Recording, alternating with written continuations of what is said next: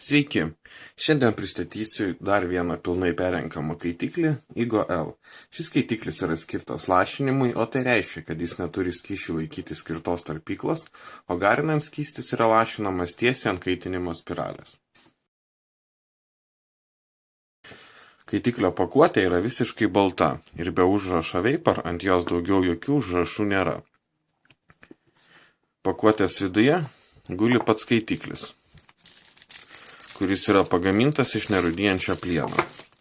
Mažas kryžminis atsuktuvas ir maišelis, kuriame yra keletas atsarginių dalių. Tai 2 tarpinės ir pora jau paruoštų kaitinimo spiralių su virvutėmis.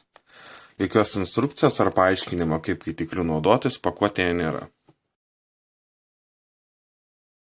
Kaitiklis susideda iš 3 dalių. Tai pagrindinės ar apatinės dalies, kurioje yra 5-10 sriegis ir 2 kontaktai kaitinimo spiraliai arba kaip šiuo atveju 2 kaitinimo spiraliams prisukti. Korpuso, kuriame yra išgręžta 1,2 mm pločio oro padavimo skylutė. Ir kandiklio. Priklausomai nuo pardavėjo, kandiklio komplektacija gali ir nebūti.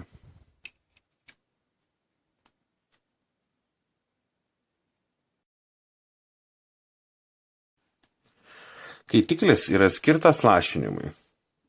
Todėl talpyklos skirtos didesniam skysčio kiekiui laikyti neturi, tačiau jo apatinėje dalyje yra nedidelis grevelis, kuriame telpa apie 20 lašų, todėl kas porą patraukimo skysčio lašinti iš naujo neprireiks.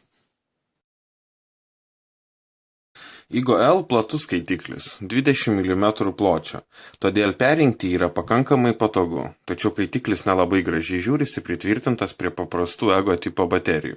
Kaitiklis turi dar vieną minusą. Jo korpuse tai yra išgręžta 1 oro padavimo skylutė.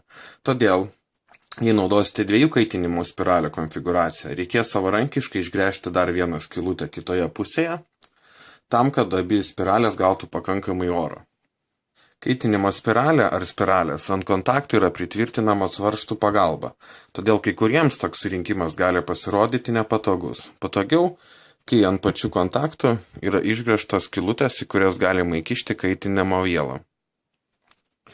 Nepaisant to, kad kaitiklį galite nusipirkti jau surinktą, patartina jo nenaudoti neišplovus, nes po gamybos proceso gali būti likusių tepalo likučių ar kitokių svetimkūnių. Igo L vienas populiariausių perrenkamų kaitiklių, pakankamai patogiai sutvarkomas ir tinkantis pradedantiesiems. Tai tiek šiam kartui. Ačiū, kad žiūrėjote, iki kito karto ir saldžių jums garų.